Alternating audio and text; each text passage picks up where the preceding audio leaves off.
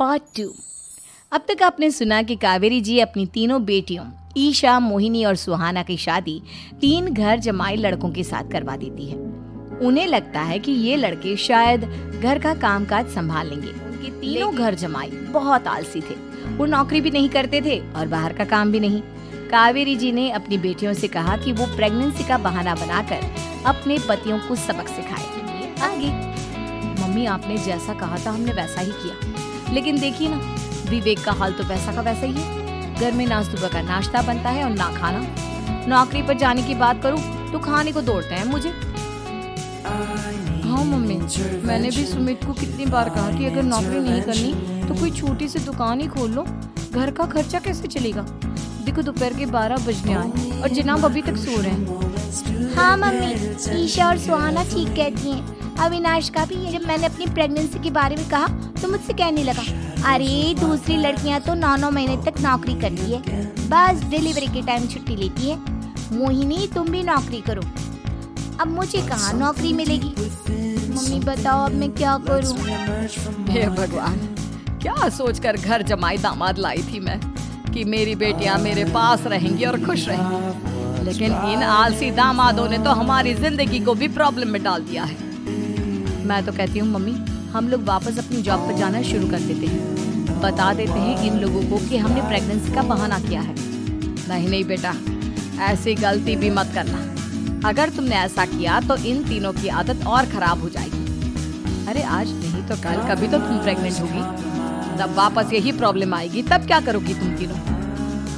हाँ तो बिल्कुल सही है, इन लोगों को तो सुधारना ही पड़ेगा। लेकिन कैसे? अपने बच्चों के आने की खबर सुनकर भी इन लोगों पर कोई असर नहीं हो रहा। पैसे कमाने के लिए घर से बाहर निकलना ही नहीं चाहते ये तीनों। अब मेरे दिमाग में एक प्लान आया है। तुम तीनों चिंता मत करो, उन तीनों को बुलाओ, फिर मैं बात करती हूँ। थोड़ी देर बाद कावेरी जी अपने तीनों दामादों को सामने बुलाकर अपनी बात कहना शुरू करती है। अविनाश, सुमित और विवेक, देखो बेटा, मैं ना तुम तीनों से बड़ा प्यार करती हूँ, इसीलिए तो तुम्हें घर जमाई बना कर रखा है मैंने। अरे मम्मी जी, सीधे सीधे कहिए ना, क्या बात है? प्यार तो हम भी आपको बहुत करते हैं। अरे मम्मी जी, आपकी इज्जत भी बहुत करते हैं। अरे भाई, आपके जैसी सास और कमाने वाली बीवी सबको मिलती है क्या? हाँ मम्मी, विवेक और सुमित ठीक कह रहे। आपकी बेटी से शादी करके मेरी तो जिंदगी ही अच्छी हो गई है। जानती हूँ मैं, और ये भी जानती हूँ कि तुम तीनों अपने अपनी बीवियों से बहुत प्यार करते हो। बेटा, बात ऐसी है कि हमारे कुल गुरु ने कहा है कि प्रेग्नेंट होने के बाद मेरी तीनों बेटियां शुरू के 4 महीने हमारे गांव में जाकर रहेगी, जहां मेरे चाचा जी रहते हैं। अरे लेकिन क्यों मम्मी, गांव में जाकर रहने की क्या जरूरत है इन तीनों को? वो क्या है ना बेटा, हमारे परिवार को एक श्राप है। अगर मेरी बेटियों ने यहाँ पर बच्चा पैदा करने की कोशिश की तो उनके बच्चों को कुछ भी हो सकता है। इसलिए अब से लेकर 4 महीने पूरे होने तक इन्हें गांव वाले घर में रहना पड़ेगा। हाँ तो इसमें प्रॉब्लम क्या है मम्मी जी? हम भी वहाँ जाकर रहेंगे, पिकनिक मनाएंगे। अरे भाई, बीवी जहाँ हम भी वहाँ।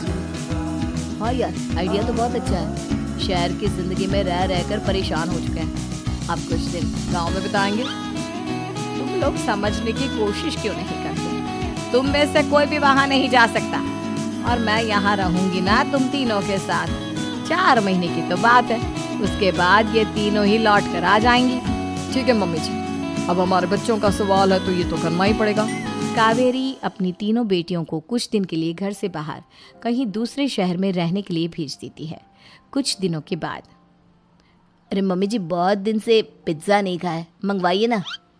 क्या बताऊं बेटा, पहले तो बेटियां खर्चा दे देती थी क्योंकि उनकी नौकरी थी, लेकिन अब तो मेरे पास पैसे ही नहीं बचे। थोड़े बहुत पैसे हैं जो बच्चों की डिलीवरी में काम आएंगे। लेकिन मम्मी जी, आपकी बेटियों को वापस आने में तो अभी बहुत वक्त बाकी है। वही सोच सोच कर परेशान हो रही हूँ। सोच रही हूँ कल से दूध भी बंद करवा देती हूँ। अब दूध वाले को देने के लिए पैसे भी तो नहीं है ना। अरे नहीं मम्मी जी, अगर दूध भी बंद करवा दोगी तो मुझे चाय कहाँ से मिलेगी? और चाय के बिना मैं तो मर ही जाऊंगा। क्या करूं बेटा, इसके अलावा हमारे पास कोई ऑप्शन नहीं है।